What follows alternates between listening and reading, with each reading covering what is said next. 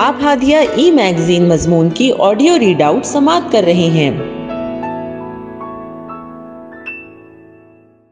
سامعین السلام علیکم ورحمۃ اللہ وبرکاتہ۔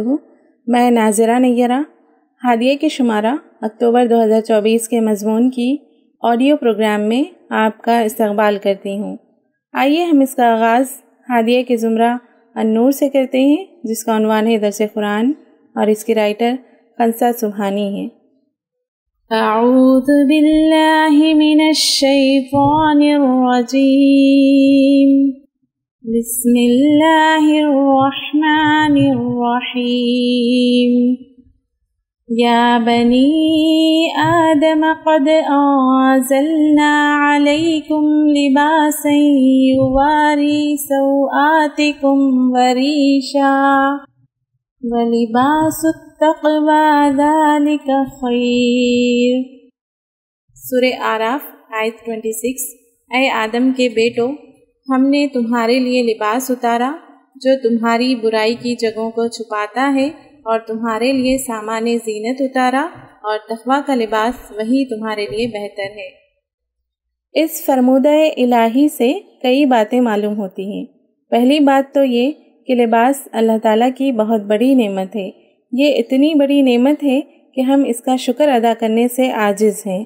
یہ اتنی بڑی نعمت ہے کہ اگر یہ نعمت حاصل نہ ہوتی تو ہم میں اور حیوانوں میں کوئی فرق نہ ہوتا، بلکہ لباس کی نعمت نہ ہونے کی صورت میں ہم حیوانوں سے بھی بدتر نظر آتے۔ دوسری بات یہ معلوم ہوتی ہے کہ لباس کا اصل مقصد ان جگہوں کو چھپانا ہے جہاں سے برائی سر اٹھا سکتی ہے اور جو لوگوں کے لیے فتنے کا باعث بن سکتی ہے۔ گویا لباس کا مقصد محض شرمگاہ کو چھپانا نہیں ہے، بلکہ اس کا کام ان جگہوں کو چھپانا ہے جہاں سے شیطان حملہ آور ہو سکتا ہے اور جہاں سے دلوں میں برے خیالات پیدا ہو سکتے ہیں۔ ہمیں ایسا لباس پہننا چاہیے جو ہمارے پورے جسم کے لیے ساتر ہو۔ ایسا نہ ہو کہ سینہ کھلا ہوا ہو، یا پیٹ کھلا ہوا ہو، یا ہاتھ کھلا ہوا ہو، یا ٹانگیں کھلی ہوئی ہوں، یا جسم کا کوئی بھی اندرونی حصہ کھلا ہوا ہو۔ اسی طرح وہ لباس اتنا باریک نہ ہو جس سے جسم جھلکتا ہو، نہ اتنا تنگ اور چست ہو کہ اس سے جسم کے تمام اعضاء الگ الگ نظر آتے ہوں۔ اگر لباس ایسا ہے جو پورے جسم کے لیے ساتر نہیں ہے، یا ایسا ہے جس سے جسم جھلکتا ہے، یا ایسا لباس ہے جو جسم کے تمام جوڑ بند یا تمام نشیب و فراز کو ظاہر کرتا ہے، تو ایسا لباس اسلام میں ناپسندیدہ اور شریعت کی منشا کے خلاف ہے۔ قرآن پاک میں لباس کو زینت یا سامان زینت بھی کہا گیا ہے، مگر اس زینت سے مراد بے قید زینت نہیں ہے۔ اس سے مراد وہ زینت نہیں جو لباس کے مقصد ہی کو ضائع کر دے۔ اس سے مراد وہ زینت نہیں جو عورت کی عزت و عصمت کی حفاظت کرنے کے بجائے اسے بالکل خاک میں ملا دے۔ اس سے مراد وہ زینت نہیں جو عورت کے لیے خطرہ اور مرد کے لیے فتنہ بن جائے۔ اس موقع پر ریشہ کا لفظ استعمال کیا ہے۔ قد انزلنا علیکم لباسا یواری سوآتکم وریشا۔ ریش کا لفظ کسی پرندے کے پروں کے لیے استعمال ہوتا ہے۔ یہ پر اس پرندے کا لباس بھی ہوتے ہیں اور اس کے لیے زینت بھی۔ اس سے معلوم ہوا کہ لباس کے اندر وہی زینت مطلوب ہے جو لباس کے مقصد کو نقصان نہ پہنچائے۔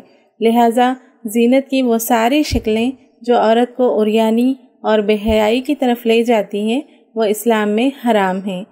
کسی مسلم خاتون کے لیے ہرگز جائز نہیں ہے کہ وہ اس طرح کی شیطانی زینت کا خیال بھی دل میں لائے۔ اس طرح کے رجحانات اور اس طرح کی خواہشات عورتوں میں اسی وقت پیدا ہوتی ہیں جب ان کے دل تقویٰ سے خالی ہوتے ہیں۔ اللہ تعالیٰ نے انسانوں کے لیے دو طرح کے لباس بنائے ہیں، ایک روحانی لباس اور دوسرا جسمانی لباس۔ روحانی لباس تقویٰ ہے اور جسمانی لباس کپڑے ہیں۔ روحانی لباس کے ساتھ جب جسمانی لباس ہوتا ہے تو یہ لباس انسان کے وقار میں اضافہ کرتا ہے اور اس کی شخصیت میں جاذبیت پیدا کرتا ہے اور اسے ہر برے کام اور ہر برے مقام سے دور رکھتا ہے۔ لیکن اگر انسان اس روحانی لباس سے عاری ہو تو اس کے جسم پر لباس ہوتے ہوئے بھی وہ عریاں اور برہنہ نظر آتا ہے۔ اسی لیے ہمارے رب نے فرمایا وَلِبَاسُ التَّقْوَىٰ ذَلِكَ خَيْرٌ۔ انسانی زندگی میں لباس کی بڑی اہمیت ہے۔ یہ لباس انسان کو بنانے یا بگاڑنے میں بڑا اہم رول ادا کرتا ہے۔ اسی طرح لباس انسان کی طبیعت، اس کی تہذیب، اس کے کلچر، اس کے عقائد، اس کے رجحانات اور اس کے جذبات کا آئینہ دار ہوتا ہے۔ کسی قوم کا لباس ہی دیکھ کر بہت حد تک اس کی تہذیب اور اس کے کلچر کا اندازہ کیا جا سکتا ہے۔ ایک متقی اور خدا ترس قوم کا لباس کبھی وہ نہیں ہو سکتا ہے جو ایک کافر اور خدا بیزار قوم کا لباس ہوتا ہے۔ ایک شریف قوم کا لباس کبھی ویسا نہیں ہو سکتا ہے جیسا کسی بے حیا اور ذلیل قوم کا لباس ہوتا ہے۔ اسی لیے اللہ تعالیٰ نے اپنی پیاری کتاب میں لباس کے سلسلے میں واضح رہنمائی کی، اپنے لباس و پوشاک میں بھی دوسری قوموں سے ممتاز رہے۔ ہمیں کتنا تعجب ہوتا ہے اور ساتھ ہی بے انتہا افسوس بھی جب ہم بہت سی مسلم بہنوں کو دیکھتے ہیں کہ وہ لباس میں جدید فیشن کو پسند کرتی ہیں اور ایسی عورتوں کی نخالی کرتی ہیں جنہیں شرم و حیا سے کوئی واسطہ نہیں ہوتا ہے۔ یہ چیز مسلم عورت کے لیے باعث شرم ہے کہ وہ اسلامی کلچر یا قرآنی کلچر کے مقابلے میں گمراہ قوموں کے کلچر کو ترجیح دے۔ آج مسلم قوم کے زوال کے جو اہم اسباب ہیں ان میں کا ایک اہم سبب یہ بھی ہے، یہ اس دور کا بہت بڑا فتنہ ہے۔ اس فتنے سے ہوشیار رہنے کی ضرورت ہے۔ اللہ تعالی ہمیں اپنا محاسبہ کرنے اور اپنا نفع و نقصان پہچاننے اور اپنی عاقبت کو سنوارنے کی توفیق دے، آمین۔ ہادیہ مضمون کی آڈیو سماعت کرنے کے لیے شکریہ۔ امید ہے کہ آپ کو پسند آیا ہوگا۔ ہمیں آپ کے مشورے کا انتظار رہے گا۔ اپنا مشورہ، تبصرہ اور مضامین editor@hadia.in پر ارسال کریں اور ہادیہ ای میگزین کے مضامین کو پڑھنے کے لیے ویب سائٹ www.hadia.in سبسکرائب کریں۔ انشاءاللہ ہم اگلے ہادیہ ای میگزین کے شمارے سے دلچسپ مضامین کی آڈیو لے کر حاضر ہوں گے۔ تب تک کے لیے اجازت، اللہ حافظ۔